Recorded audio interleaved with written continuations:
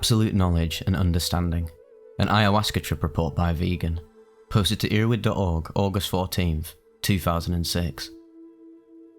By the time this very experience happened, I had drunk ayahuasca 6 times. 3 of them, vomiting, had aborted the experience, and so I turned to eating extracted DMT and harmaline alkaloids. This was around the 5th time I was eating the extractions. My first experience had been absolutely amazing. I'd reached a state of absolute unimaginable bliss and peace of mind. And this had pretty much cleaned the slate after 10 years of unhappiness. So I thought that ayahuasca had already shown me the extent of its power, and I was certainly hoping for something similar again, but not really imagining that it could go much, much further. I had no idea. This 10th or so ayahuasca experience turned out to be the one most important event of my life, past and future, regardless of what may happen in the future at all. Coming up. I plan to stay home on this Sunday night to enjoy an ayahuasca trip in my room. When comparing to usual recommended doses, it appears that I either have a natural tolerance or that my extractions are rather weak. So, the amount of DMT I took is not really relevant and maybe not wise to disclose. I had to up the doses over time to learn how much of this specific batch I needed. The effects often take really long, up to 4 hours to begin for me. I was already feeling a very nice euphoria, colour enhancement, and slight alteration of sight when some friends passed by. I like to be alone when I take psychedelics, but since I was coming up quite slowly, I received them gladly. Over the hour they were here, the effects increased little, so I was starting to think it would be a light trip. However, around 30 minutes after they left, the effects grew stronger. The whole time, I'd just been busy on my computer, but the usual thought processes that invade my head when on ayahuasca began to start. Ayahuasca makes me think and marvel about many different things, and makes me enjoy this thinking. The music that was on sounded absolutely amazing. It was almost shocking. How on earth could they make music that sounded so good? I wondered if those specific sound waves happened to be tuned to trigger euphoria in the human brain. I was still intermittently dozing on the thinking process and going back to my computer, until I found myself laughing out loud. I can't even see anymore. My vision had become totally kaleidoscopic, and I also started to feel drained of all energy. So, I just bent over my desk and rested there, not thinking much, because my mind was getting more confused each second. I didn't feel weak as after an effort, but as if something was magically leeching all energy from around me. I mastered the force to lift my head, and whoosh, fast strands made of orange and yellow-hued hexagons overwhelmed my entire vision. I always get very similar visuals on ayahuasca, only patterns, whereas I also see entities on smoked DMT. However, I can imagine how those strands could be interpreted as snakes by someone a priori wishing for a shamanic-like experience. At this point, I became absolutely overwhelmed by the experience. I didn't have any clear thoughts or any realization of who and where I was or what was happening. I was lost in ayahuasca hyperspace, with my mind dissolved and swimming in a sea of visuals. Climax. Then it happened. The most important instant of my life. I found myself standing up, clear-headed, seeing the room, not aware of what had happened in the last instant's minute. And what I felt was the birth of the universe. The impossible appeared clear.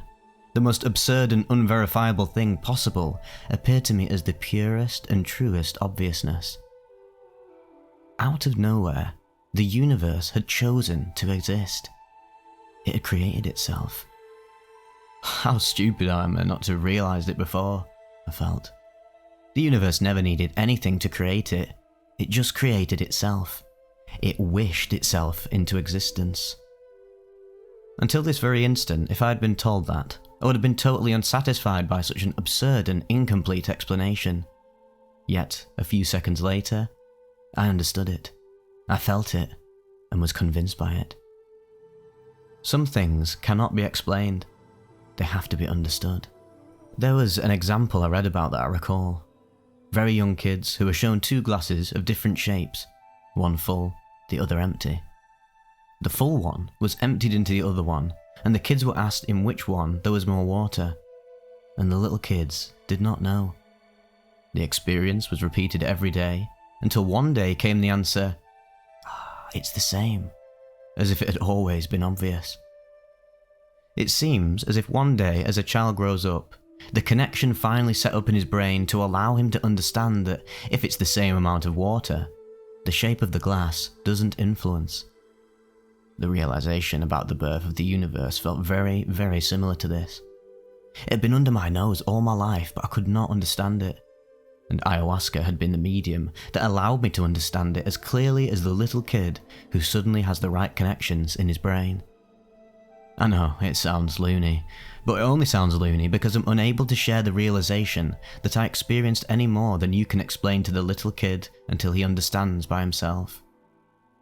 I felt as if it were one of my own memories. I felt the emergence out of non-existence and understood how it was possible for matter, space and time not to exist. How is it even possible for such things as mathematical truths not to exist? Because there was just no setting for them to exist in. Those were created with the birth of the universe, and the universe keeps creating all the time. It created the rules it would live by. It created elemental particles, then created the form these particles would take when combined together. Then created life, created emotions. When a so far non-existent compound is synthesized, do its chemical properties appear out of nowhere, or were they already inscribed in the fabric of the universe itself? The universe keeps creating itself because it's a newborn. I saw through the eyes of a newborn universe, a universe that's slowly growing and becoming self-aware through its living organisms. For 13.7 billion years, the universe has only been matter. But with the appearance of life, it now has the possibility to become aware of itself through its conscious components. As it had created matter and its characteristics, life and its characteristics, it's now progressively creating consciousness. It first appeared independently in individuals, but through this very kind of experience and similar ones, individuals now feel the emergence of a consciousness common to all of them. I'd heard before the Hicks quote, "We are all one consciousness experiencing itself subjectively," but hadn't understood what that meant. Now I knew it. I felt it even. We are part of one unique consciousness, only we're not aware of the whole. As a flower on a tree can live and die independently of all the other flowers on the same tree, or as a cell of your body can live and die without any interaction with a cell in another part of the same body. We are different eyes of the same universe. We all see and experience something different, but we're still part of the same whole.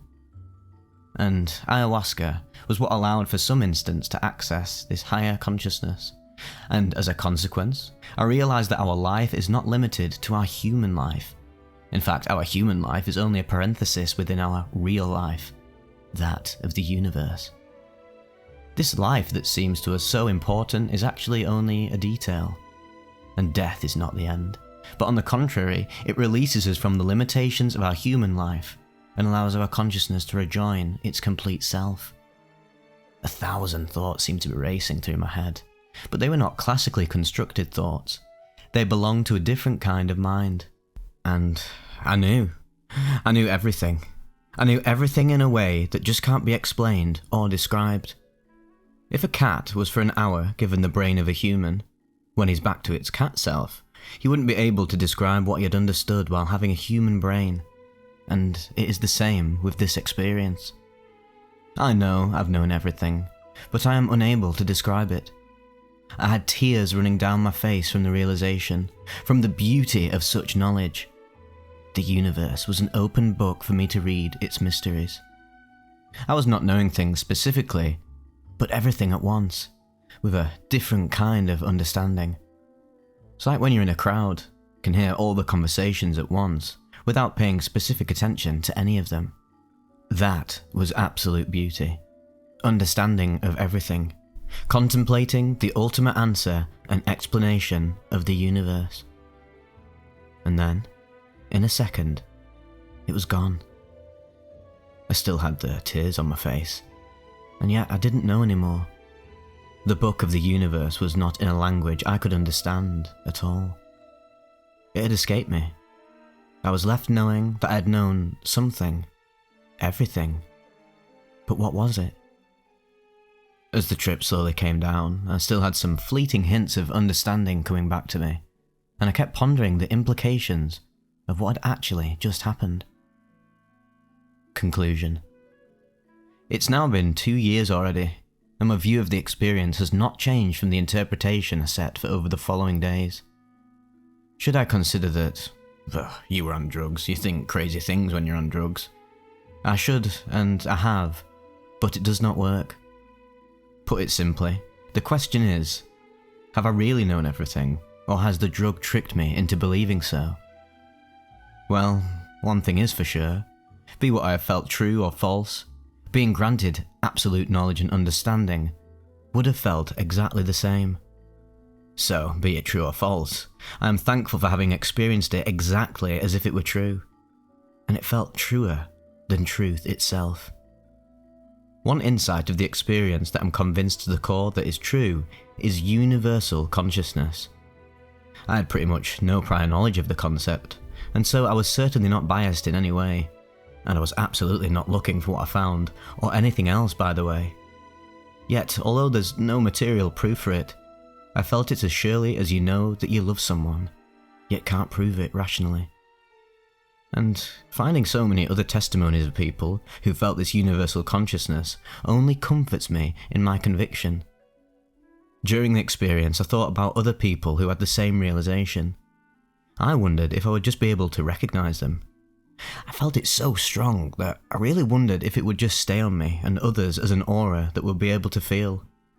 But unfortunately, it doesn't seem so. If all beings finally felt it, would we stay on this different level of consciousness? Most of the other insights I choose to believe, rather than know as certainties, had truth to them, and I prefer to think that if they are erroneous, it's my interpretation of a true message that is mistaking. I believe so for the simple reason that with all the detachment possible and being very skeptic by nature, the experience still stays more convincing than rational thoughts of, well, you were just on drugs. So, I was happily surprised to read afterwards that scientists consider that the universe may have created itself as a totally valid possibility. And I certainly don't feel crazy about believing so, when more established theories include, God created it, period, it's magic, don't ask. I read in articles about ayahuasca that it answered your questions. Reports show people with family problems who find the answers to those problems on ayahuasca, people with addiction problems who solve these problems, and so on and so forth. I had always been seriously wondering about the universe and its origin. Did ayahuasca actually show me the specific answers to what was puzzling me? What more valuable tool exists than this? Or did I just get them randomly, as I could have had answers to matters I didn't really care about? In French, the word enlightened, illuminé, is also used to mean crazy. And tell you what, I now know why. Someone who reached enlightenment will very obviously seem crazy to anyone listening to what he has to say. This report touches on something that I wanted to talk about specifically in a video that I'll just allude to here. So, lots of people, I'm sure you see them on the comments and just on the internet in general, are quite opposed to the idea that substances like ayahuasca or any psychedelic substance, any mind-altering substance in general, can clue you into higher truths, absolute truths, and tap you into, a state of being that isn't quite human, but that has actual deeper relevance to the mystery of consciousness than our baseline human understanding, or like our materialist sort of science era understanding of the universe and consciousness. This is where everyone says, like, oh, it's just chemicals in the brain producing hallucinations and delusions and etc. And obviously my argument to that would be that this is serious reductionism, and I just don't think the people who are propagating this reductionist perspective have actually experienced anything as directly profound as, well, realizing the nature of consciousness, of God, of the self-creating paradox that is life itself. Because as a brain, as a human, as a human brain, the vector of the consciousness experiences this experience through, we are wrapped up in rigidity and logic and sort of materialistic explanations, because this is sort of the context of the dream, the context of the experience that consciousness is spinning up.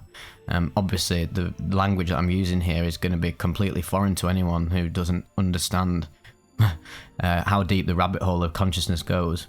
But basically, let me just tell you that it just seems very obvious to me. Like I say many times, I don't actually know anything, but this is just what is obvious to me from my own experiences, reading other people's experiences, just studying life in general.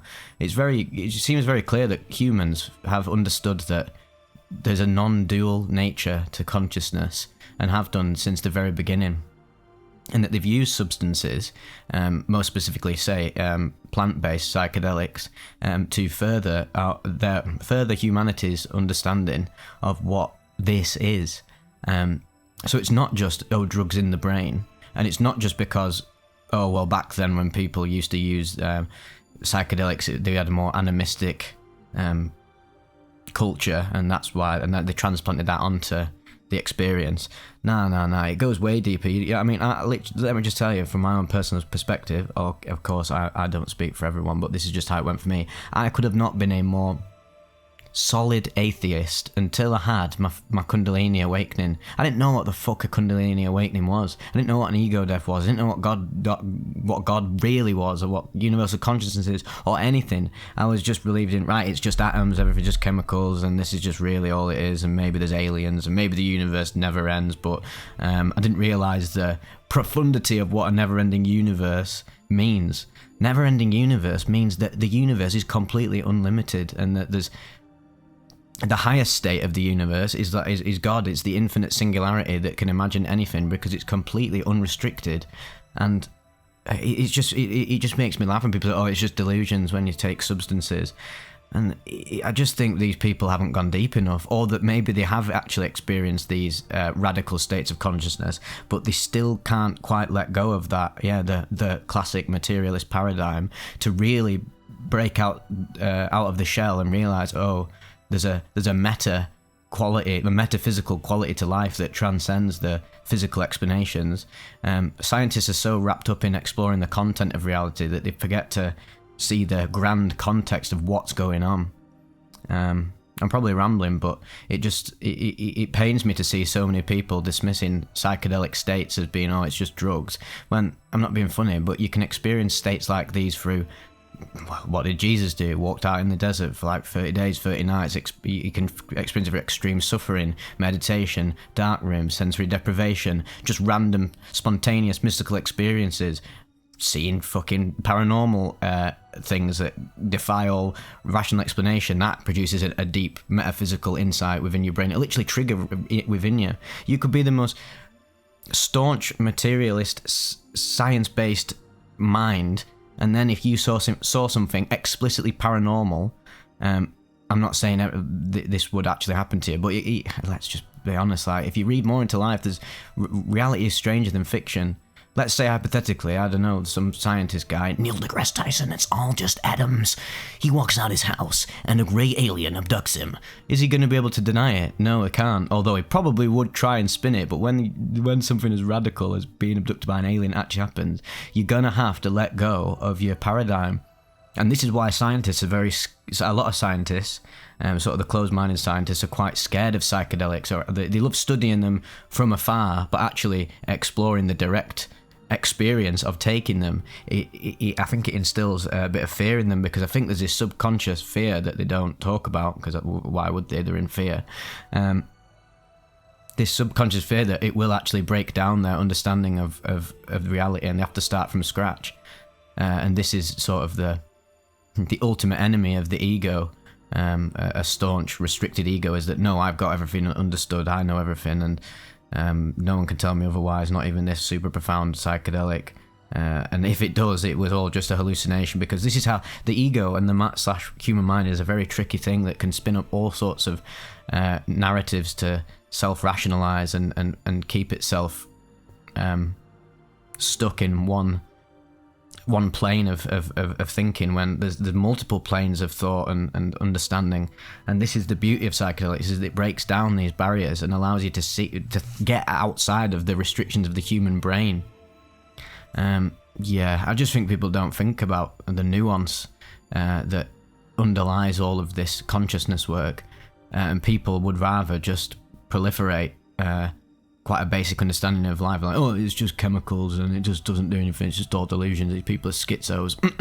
I think anyone with an iota of intelligence realises that this is a very closed-minded attitude to take, and if you're one of them, then I just encourage you to just study life more, study yourself more, study consciousness, go and look in the mirror, literally look at yourself in the mirror. This is another way to induce a mystical experience. Literally stare at a fucking wall for like hours and hours on end, and I'll guarantee there will be a dissolution of self and other, and that will be a natural, or not natural, but like a sober mystical experience. To say that an ayahuasca experience is not natural is fucking ridiculous. Like, it's literally, you don't get more natural than consuming a plant-based beverage.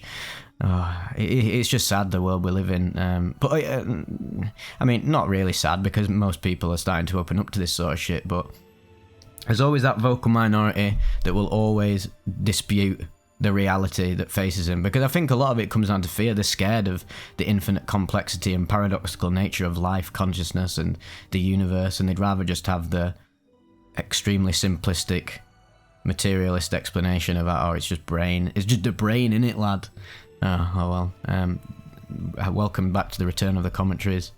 I'll keep doing them when I actually have something of value to say. I only really add them on when I actually have something I can add on to. And I'd like to do a soul video explicitly talking about is our psychedelic insights delusions or not. I think you probably realised here that I don't think so at all. But what do I know? I'm just some guy. So, yep, hope you guys enjoyed it, and I will see you on the other side.